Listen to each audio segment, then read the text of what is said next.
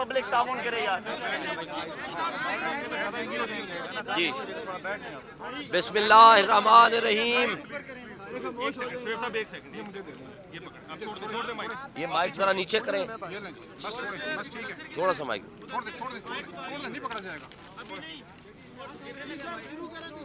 بسم اللہ الرحمن الرحیم.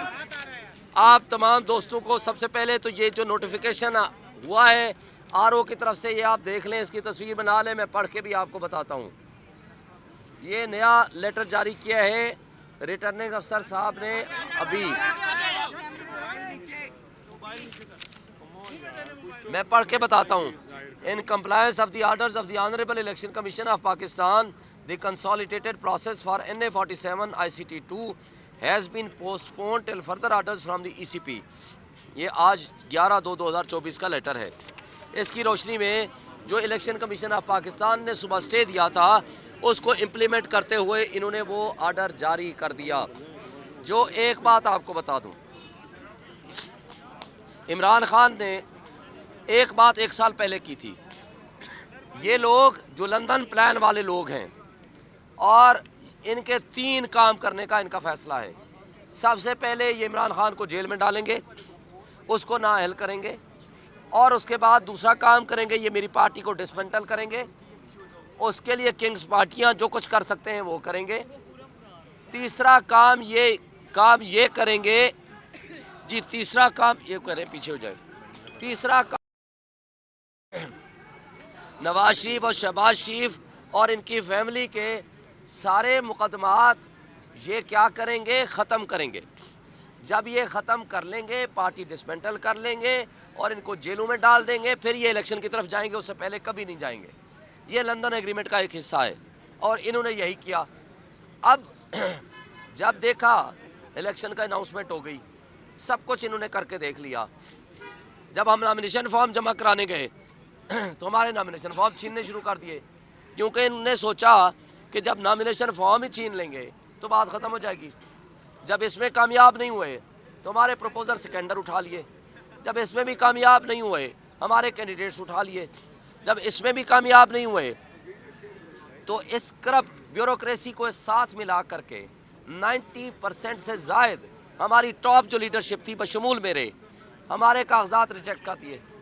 میں میڈیا کی موجودگی میں اسی ریٹرننگ افسر کے ساتھ گیا. میں نے کہا آخری دن, میں نے کہا مجھے بتائیں کوئی میرے اوپر آبجیکشن ہے. انہوں نے کہا, میڈیا نے ویڈیو بنائی, انہوں نے کہا جی نہیں ہے. رات کو 12 بجے آرڈر آیا, مجھے بھی انہوں نے نااہل کر دیا. ہم ہائی کورٹ میں گئے, ہم اپنے کاغذات بحال کر کے آئے. بحالی کے بعد جب انہوں نے دیکھا یہ تو بڑی اکثریت سے جیت جائیں گے, انہوں نے پھر کیا کیا, ہم سے بلے کا نشان چھین لیا گیا. اس کے بعد بلے کا نشان چھیننے کے بعد ہائی کورٹ نے ہمارے حق میں فیصلہ دیا. سپریم کورٹ نے پھر ہمارے اس فیصلے کو سیٹیسائیڈ کر دیا. پھر یہ اطمینان کر گئے کہ قوم تو بے شعور ہے, قوم تو اپنا ہوش و آواز کھو بیٹھی ہے, قوم تو نہیں اٹھے گی. انہوں نے کہا کس کس سے ہمارا مقابلہ کرے گا. کوئی فاختہ ہوگا, کوئی بوٹ ہوگا, کوئی بینگن ہوگا, کوئی پیراشوٹ ہوگا, اور اس کے ہزاروں کی تعداد میں ہمارے مختلف ہمارے نشان دے دیے. جب دیکھا یہ تو پھر جیت رہے ہیں.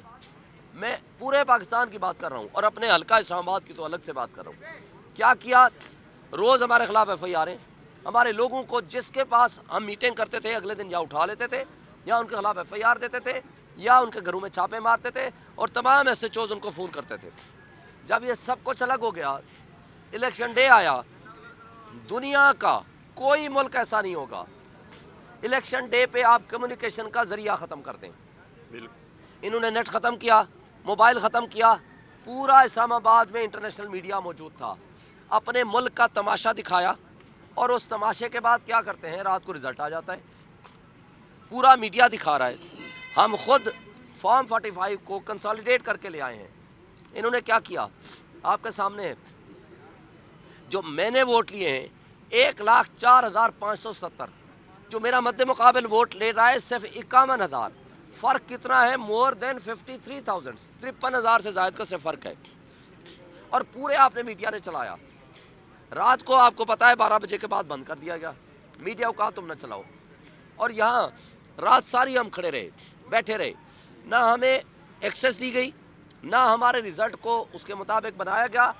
اور باہر جو میرا ووٹ تھا وہ طارق فضل کے حق میں، جو طارق کا ووٹ تھا وہ میرے حق میں. یعنی یہ سارا فراڈ کرنے شروع ہو گئے.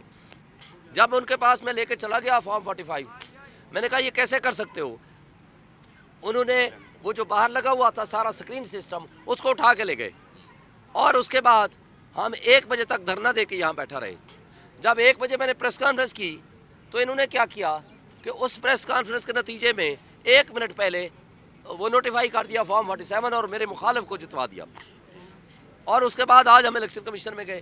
الیکشن کمیشن نے یہ سارا ریکارڈ دیکھنے کے بعد ان کا پروسیس آف کنسالیڈیشن آج روک دیا جو انہوں نے 12 بجے کرنا تھا.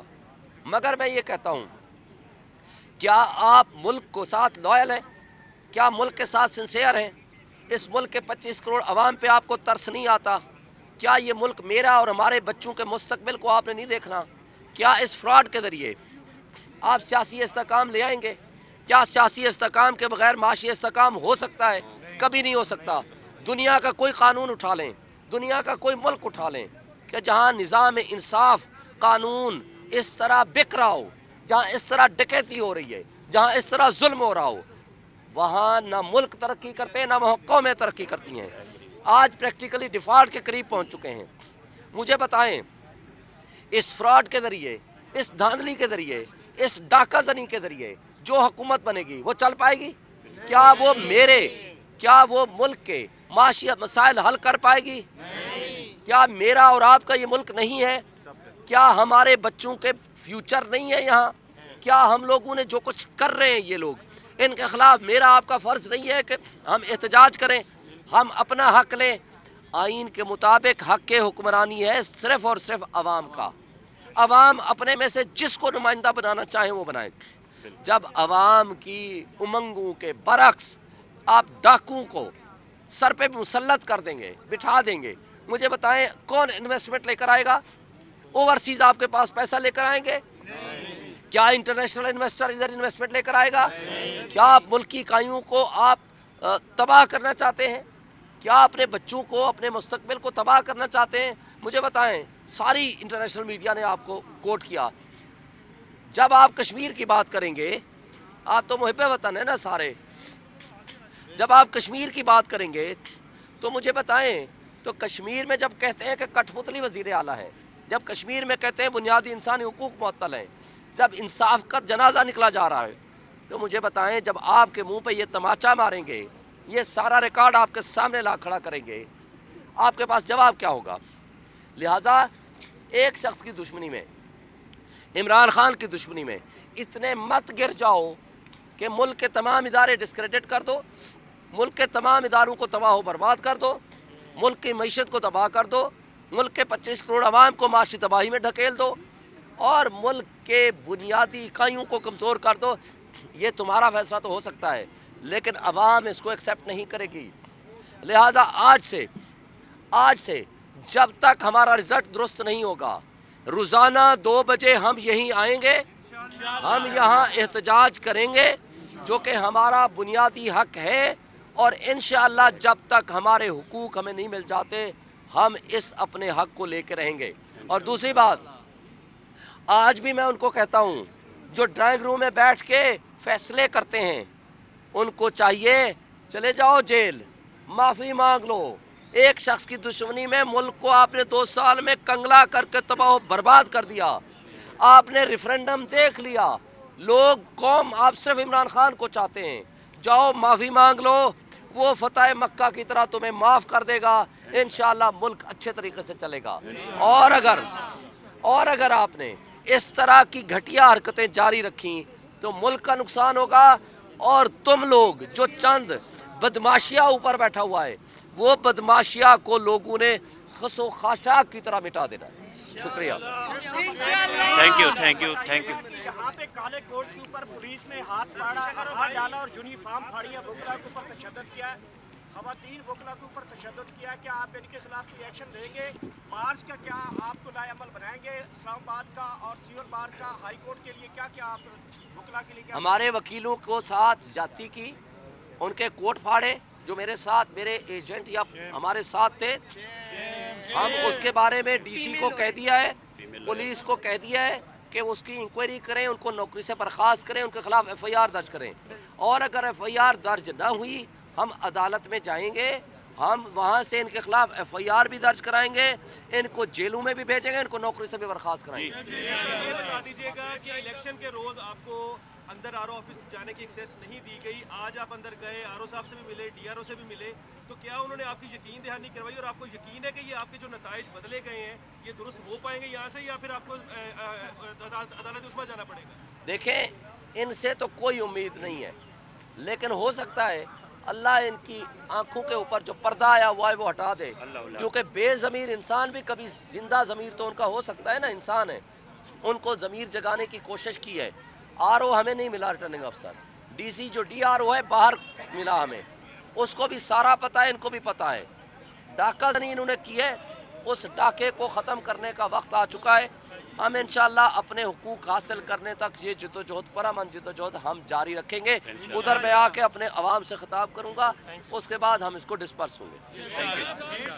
جب آپ کی حکومت گرائے گی عدم اعتماد کے بعد, عمران خان صاحب نے کہا تھا کہ میں ایسے نظام کا حصہ نہیں بنوں گا جو مسلط کیا گیا ہے. اب وہ دوبارہ نظام آ رہا ہے کہ آپ تبلیغ میں جائیں گے یا استعفے دیں گے؟ ایک بات جب میں نے آپ کو بتائی تھی نا, 3 باتیں کہ عمران خان نے پچھلے سال کہا تھا کہ یہ 3 کام ہوں گے تو الیکشن میں جائیں گے. ایک چوتھی بات بھی کی تھی جو میں جذبات میں میں آپ کو نہیں بتا سکا. چوتھی بات یہ کی تھی کہ یہ تینوں کام کرنے کے باوجود جیتے گی PTI. آج الحمدللہ PTI جیت چکی ہے. ہم کسی کرپٹ سسٹم کا حصہ نہیں بنیں گے, مگر ہم اسمبلی میں جائیں گے, ہم ان کو ایکسپوز کریں گے. ہم انشاءاللہ لارجسٹ پولیٹیکل پارٹی ہیں, ہم 2/3 میجارٹی سے جیت چکے ہیں. ان ڈاکوؤں کو ڈاکہ زنی نہیں کرنے دیں گے, ہم اپنا حق حاصل کر کے دیں گے. شہید شہید زندہ باد, شہید شہید زندہ باد. ایک منٹ